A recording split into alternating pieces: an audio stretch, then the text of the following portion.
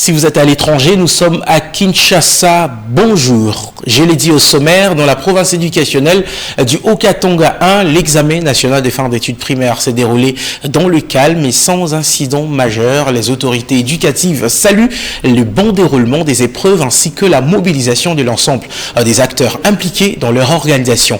Autre motif de satisfaction, la forte participation des filles, reflet des progrès enregistrés en matière d'accès et de maintien des jeunes filles à l'école. Suivez. C'est jeudi 4 juin 2026, la cour de l'école primaire Imara a servi de cadre au coup d'envoi officiel de la 34e édition de l'ENAFEP dans le Haut-Katanga 1. C'est le ministre provincial de l'Éducation, l'honorable Max Pandé-Kissimba, représentant personnel du gouverneur des provinces, qui a présidé cette cérémonie. L'événement s'est déroulé en présence du maire de la ville de Lubumbashi, des superviseurs nationaux ainsi que des membres du comité provincial de l'éducation. Prenant la parole après avoir rendu un vibrant hommage au président de la République et à la Mineta Raissa Malou, le prophète Joseph Mwinké Uchens a présenté la cartographie de cette édition. Il a révélé que la province éducationnelle du Haut-Katanga 1 aligne cette année un total de 163 609 candidats, dont 81 565 filles, reparties dans 408 centres de passation. Le prophète s'est félicité de cette parité presque parfaite et de l'expansion continue de l'accès à l'éducation qu'il attribue directement aux effets positifs de la gratuité de l'enseignement primaire public et de la gratuité de la participation à cet examen. La province éducationnelle du Haut-Katanga 1 aborde cette 34e session de l'examen national des fins d'études primaires avec des statistiques qui témoignent éloquemment de l'expansion continue de l'accès à l'éducation dans notre espace éducatif. Après le lancement officiel, le ministre provincial et la suite officielle ont entamé une tournée d'inspection et de reconfort moral à travers la ville de Lubumbashi. Au terme de cette série de visites, l'honorable Max Pandé-Kissimba a exprimé son entière satisfaction quant au déroulement de l'examen. Nous sommes totalement satisfaits du déroulement de l'ENAFEP dans notre province du Haut-Katanga. Le ministre provincial de l'Éducation et représentant personnel du gouverneur des provinces a chaleureusement félicité les autorités éducationnelles de la province avec à leur tête le prophète Joseph Mwinké Uchens pour l'organisation rigoureuse constatée sur terre. Et puis la tradition a été également respectée dans la province du Mai-Ndombe où les vice-gouverneurs de la province Trésor Furu Ngonke a choisi la province éducationnelle Mai-Ndombe 1 pour procéder au lancement des épreuves de l'ENAFEP. Images et commentaires.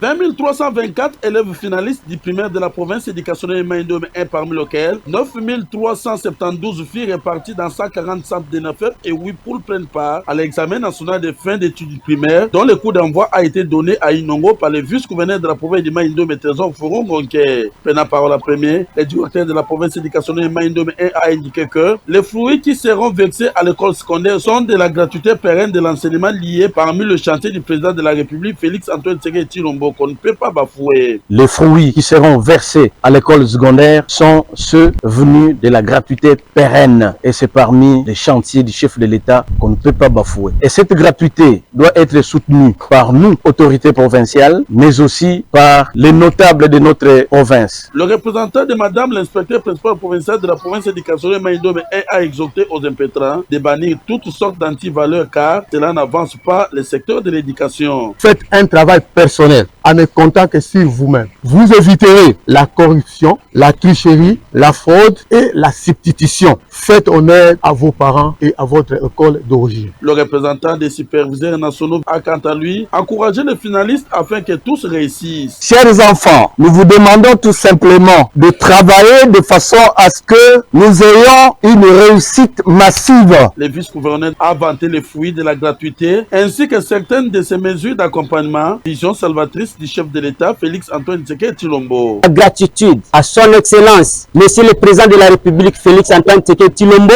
qui a une vision éclairée pour sa mise en œuvre de la gratuité de l'enseignement primaire, une réforme qui a permis à des millions de nos enfants d'accéder à l'école. Pour cette édition, la province éducationnelle Mai-Ndombe 1 a réalisé un exploit où elle a connu une augmentation de 619 candidats par rapport à l'année dernière. Et puis dans la province éducationnelle Chopo 1, 45 465 candidats finalistes du primaire passent également l'ENAFEP. Ils sont repartis sur 143 centres de passation d'examen. Séraphin Toumilali pour plus de détails. C'est à l'esplanade de l'Institut de formation et de cadre de l'enseignement primaire, secondaire et professionnel IFSEPS que le coup d'envoi de l'ENAFEP a été donné par le gouverneur de la province de la Chopo, Paulel Ndongolia.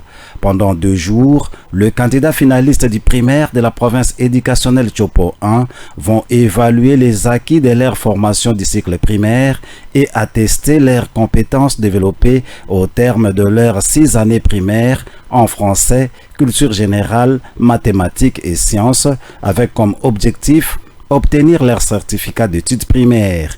Je suis à saluer la vision de son Excellence, Monsieur le Président de la République, chef de l'État, Félix Antoine Tshisekedi Tshilombo, dont l'action a permis la mise en œuvre effective de la gratuité de l'enseignement primaire. Chers élèves, je vous invite à aborder ces épreuves avec calme, discipline et confiance.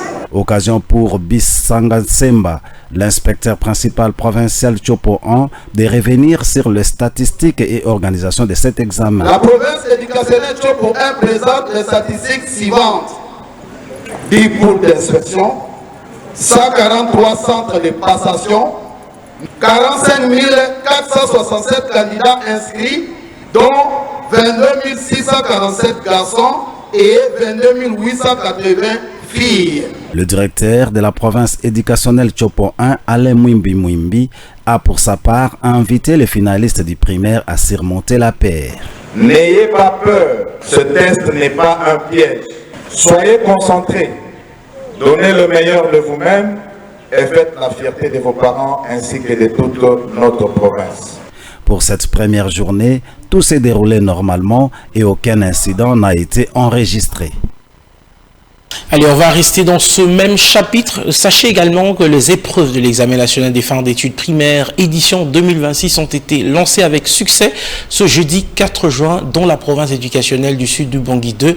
Au total, 31 997 candidats repartis sur 116 centres ont été avec un taux de 46,5% de taux de participation de filles. Suivez.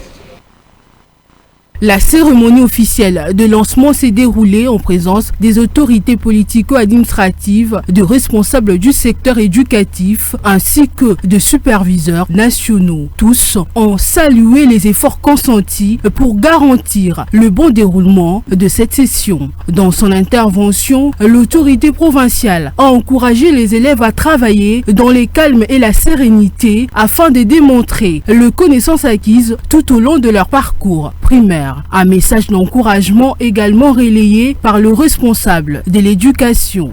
Sur l'ensemble de la province éducationnelle du Sud-Bangui 2, 31 997 candidats ont effectivement répondu présent à ce rendez-vous national. Les épreuves se déroulent dans les différents centres de passation sous l'encadrement des équipes éducatives et de superviseurs déployés sur le terrain. Quitter Sud-Bangui pour se rendre à Mbujimaï dans la province du Kasaï oriental, c'est le gouverneur Jean-Paul Mbouébois Capo qui a lancé l'ENAFEP. 50 393 candidats sont concernés par cet examen national. Prosper Kabangé nous en dit plus. Environ 50 000 candidats finalistes de l'école primaire prennent part à l'ENAFEP édition 2026 au Kasaï oriental 1. Ces chiffres ont été dévoilés par Jean-Claude Tshilombo, inspecteur principal provincial adjoint en charge de l'enseignement technique, et IPPAI faisant office d'Étienne Mboulou-Mouloumain en mission de service à Kinshasa. Selon lui, ce nombre est élevé par rapport à l'année scolaire passée et justifie cette augmentation par l'application stricte des instructions hiérarchiques en rapport avec la gratuité de l'éducation de base prônée par le président de la République Félix Tshisekedi. À qui il a, au nom de son titulaire, adressé ses gratitudes.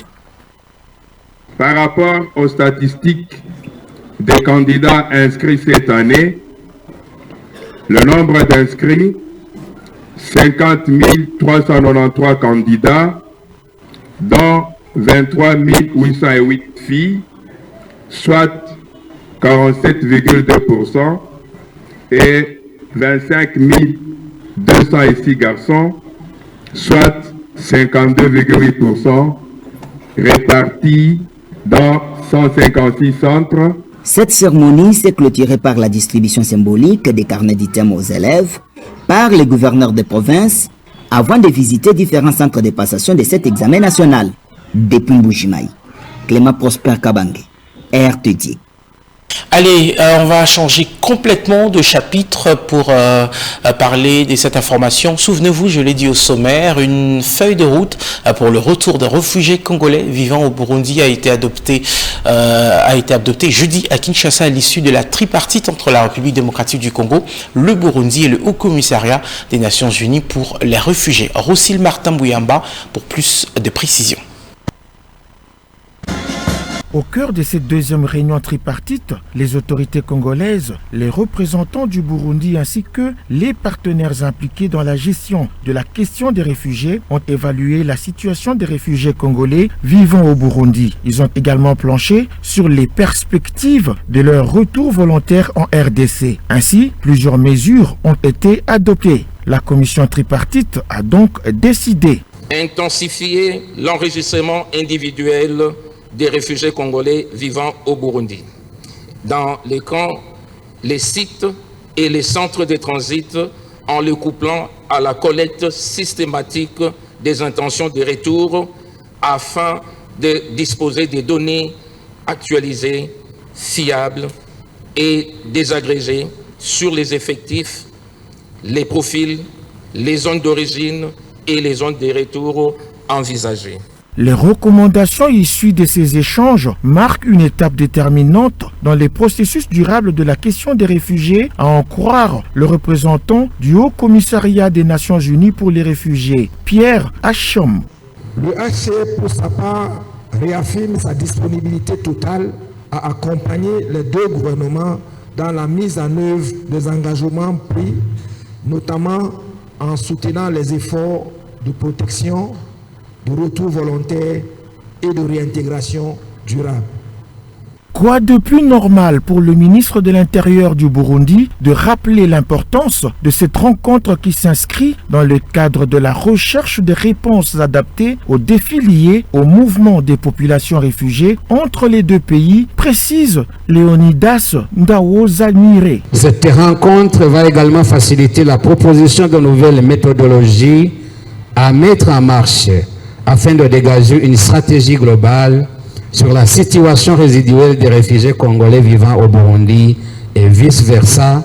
De son côté, le vice-premier ministre en charge de l'Intérieur, Sécurité, Décentralisation et Affaires coutumières a souligné que les autorités congolaises ne ménageront aucun effort pour traduire en action concrète ces recommandations. À cet égard, je profite de l'occasion qui m'est offerte pour solliciter une fois de plus l'accompagnement de la communauté internationale à travers le HCR, particulièrement dans la mobilisation des ressources nécessaires pour le rapatriement, la réintégration, le relèvement communautaire. Une troisième réunion tripartite est envisagée dans les prochains mois au Burundi afin de consolider davantage la coopération entre les parties prenantes. Allez, on va à présent parler santé dans ce journal. La lutte contre la 17e épidémie d'Ebola en RDC continue de mobiliser les partenaires internationaux. À Kinshasa, le ministre de la Santé publique, Roger Kamba, a échangé avec le chargé d'affaires de l'ambassade des États-Unis autour de l'évolution de la situation sanitaire et des actions engagées sur le terrain. L'occasion pour Washington de réaffirmer son soutien à la riposte menée par les autorités. À Kinshasa, le ministre de la Santé publique, Roger Kamba, a reçu les chargés d'affaires de l'ambassade des États-Unis afin de faire le point sur l'évolution de la riposte et les besoins prioritaires sur le terrain.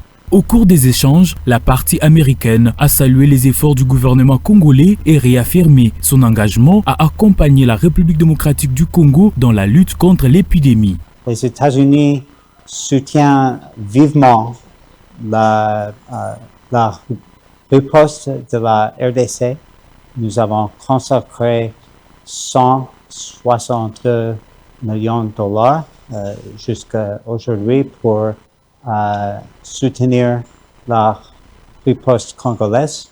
Nous fournissons l'expertise technique et l'assistance technique et aussi les matériels essentiels. Les États-Unis d'Amérique rappellent avoir déjà mobilisé près de 160 millions de dollars américains pour soutenir les interventions liées à Ebola, notamment dans les domaines de l'assistance technique, de la formation des équipes de santé et de l'appui logistique. Les deux parties ont souligné l'importance d'une coopération renforcée pour accélérer les contrôles de l'épidémie et protéger les populations affectées. Voilà, c'était donc un reportage de Jordi Kengawe sous un commentaire de Christ Baquet.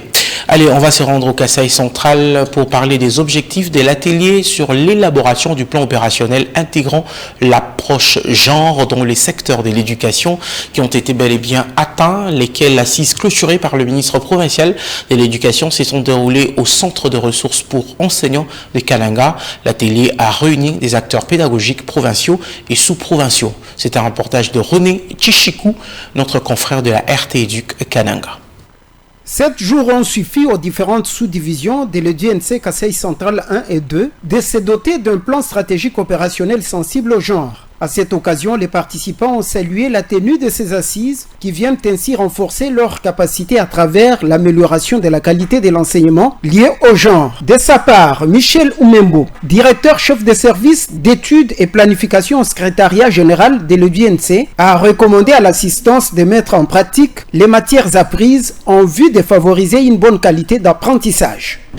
Grâce à votre implication, chaque province éducationnelle dispose désormais d'un outil de planification opérationnelle, clair, réaliste, contextualisé. Ces plans constituent des instruments stratégiques destinés à orienter les interventions futures en faveur de la réduction des inégalités, de l'amélioration de l'accès à l'éducation, du maintien des élèves à l'école et du renforcement de la qualité des apprentissages.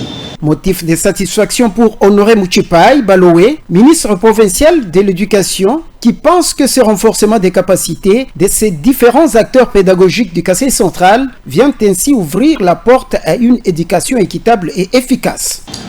Il vous appartient collectivement de mettre en pratique les outils et les approches apprises afin de garantir une planification éducative plus sensible au genre, plus participative et davantage orientée vers les résultats.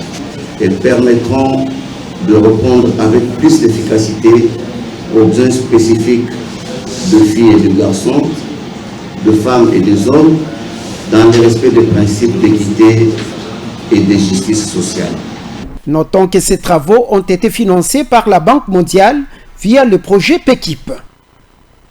Allez, on va apprendre cette information avant de nous quitter. Bien nourrir un enfant, c'est déjà investir dans sa santé et son avenir. Pourtant, entre les aliments industriels et les produits trop gras ou trop sucrés et les mauvaises habitudes alimentaires, de nombreux enfants sont aujourd'hui exposés à des risques pour leur croissance et leur développement. Quels sont alors les aliments essentiels pour bien grandir? Élément de réponse dans ce reportage de Jaël Kambaji. Bien manger de l'enfance, c'est déjà protéger sa santé pour demain. Pour grandir normalement, les enfants ont besoin d'une alimentation équilibrée, riche en vitamines, protéines et autres nutriments essentiels. Mais aujourd'hui, les spécialistes s'inquiètent de la place grandissante des aliments trop gras, trop sucrés et des produits industriels dans les habitudes alimentaires de nombreuses familles. Les éléments indispensables pour assurer une bonne croissance chez les enfants, je peux dire, il y a la première des choses, c'est l'alimentation de l'enfant. Deuxième, je peux dire l'affection des parents. Troisième, je peux aussi ajouter la stimulation de la petite enfance. Et tout en mettant ce que nous appelons l'équilibre des 4 étoiles, c'est-à-dire les aliments riches en protéines, les aliments riches en énergie, les aliments riches en lipides, et sans oublier, on ajoute aussi l'œuf, l'aliment de base de chaque province. Il y a le maïs, il y a les riz, il y a des bananes, il y a des foufous. Une mauvaise alimentation peut ralentir la croissance, affaiblir l'organisme et nuire à la concentration des enfants à l'école. Quel aliment privilégier? Comment composer un repas équilibré au quotidien? Élément de réponse avec Béatrice Kalinga-Tchala, directrice adjointe du programme national de nutrition. Tous ces sucreries, des bonbons, dont je ne veux pas faire des publicités par rapport à ça, ça empêche à l'enfant de ne pas aussi bien grandir.